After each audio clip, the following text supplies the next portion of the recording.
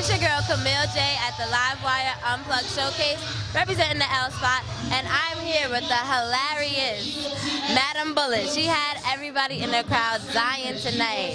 How are you feeling? I'm feeling great. Anytime that I have a show, anytime I'm around creative like minds, I'm ecstatic. It's a good thing. So I know you got on stage, you opened up the show. Tell us a little bit about your performance. Being an opener is always the hardest thing to do, because you have to massage the crowd's ego a little bit. You have to juice them up a little bit. You know, you gotta get them juicy and saucy. You know what I mean? You don't want anybody salty.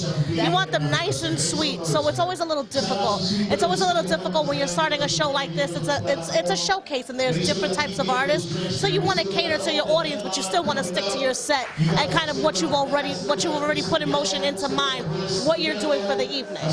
Definitely. And you had us dying, so you massaged us very well. Glad. But not everybody in the crowd felt the same way. How do you deal with some people that may not react to you as well as you would like? Well, it's so funny because the person who I thought was heckling me wasn't actually heckling me. She came up to me and apologized, and she said I was actually talking to someone else because they got upset at me because I was a Cowboys fan. So she said I don't care about, and so but stuff like that, like even with her, how I deal with it, I'm not. People say kill them with kindness. I am not. I'm the queen of mean. I don't kill people with kindness.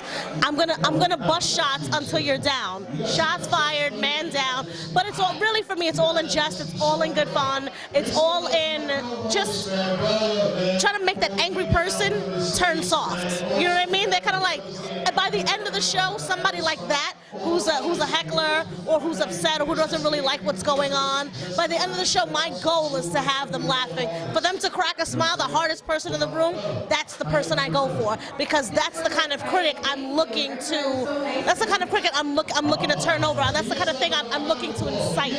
You know, some kind of emotion, whether it's negative or positive. I'm looking to incite emotion as an artist in general, not just as a comedian. Yes, definitely. That's some good words there. So, how do you prepare for a show like this?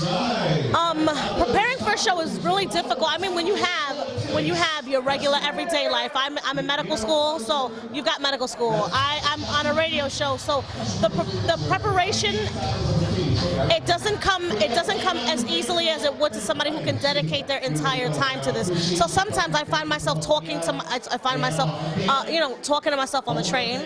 A lot of times I'll kind of go back and forth with my husband in the middle of the night. We'll be getting ready to go to sleep, and I'll just hit him with a joke that I kind of think of, and if he laughs and if he's dying, rolling over, and on the floor, I know that that's the right joke to put in. A lot of times too, I prepare by watching the news.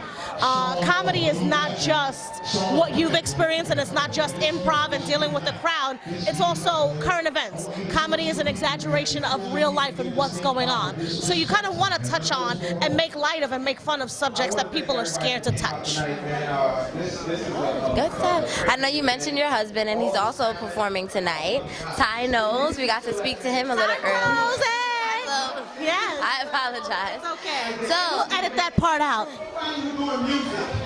So tell us how it is working together and being able to perform on stages together. It's so awesome. We actually, in the coming year, we're going to be performing. We're still two separate artists. I have a company called Bite the Bullet Entertainment. He is my artist. Before he was my artist, he was my husband. I never liked to mix business with pleasure, but he never even wanted to tell me when I first met him that he was an artist. I happened to hear something of his, and I said, "Who's that?" He said, "That's me." And I said, "Let me hear more." I was intrigued. It surprised me, and I decided to push him because he wasn't really too tough going in on the music. He was like, "Well, you know," I said, "No, you have a talent. It would be a shame for you to not share it with the world. It would be a shame for you to not share your vision, because I see where you're going." I don't like very many artists. I grew up in an era where I'm steeped. I was born into hip-hop. Hip-hop could have given birth to me, even though I'm a comedian. So I'm such a critic. You know, it's hard because we're critics of each other, but it's really good because we push each other as artists and as people to be better and to do better. The type of artists that we are, you know, like he said in his interview, we're not just doing one thing. We're trying to always elevate and take it to the next level. We're trying to break all kinds of barriers, you know. So working with him, it's great to work on the same stage, kind of on the same shows. But in this coming year, we'll be doing something called the Vacationers and the Steamers.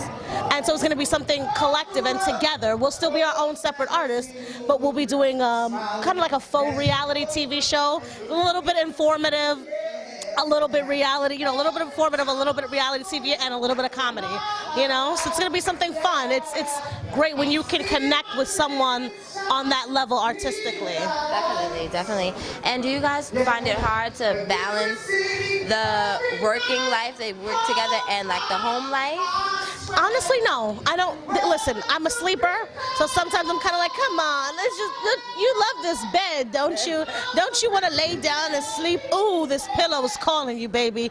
And the good thing is that he pushes me. He's like, come on, you're not that tired. He'll pinch me awake. You're not that tired. He says pumpkin pie. I'm like, ooh. He's like, see, I knew you were awake. I knew you were awake. I knew you were asleep. So I'm actually grateful that we're together, because the balance is. A lot of couples experience an imbalance in the shift in power. We're not fighting for power. We're in two totally different categories. We work together.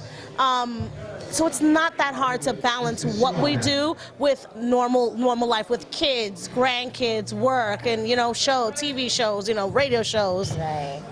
Well, that sounds great. I'm excited to see him perform. You were amazing. Tell us where we can find you. You can find me on, well, I'm Googleable, which is fucking awesome. I can't believe a bitch Googled herself. So you can find me on Google, Madam Bullet, or if you want to find me on Instagram or any social media platform, it's Madam Bullet, MADAME_Bullet, BULLET. My company's name is Bite the Bullet Entertainment. I'm on YouTube. I'm everywhere. Okay. Make sure you follow Madam Bullet if you want to laugh and get your laugh on. And make sure you follow the LSpot blog so you too can network and be recognized.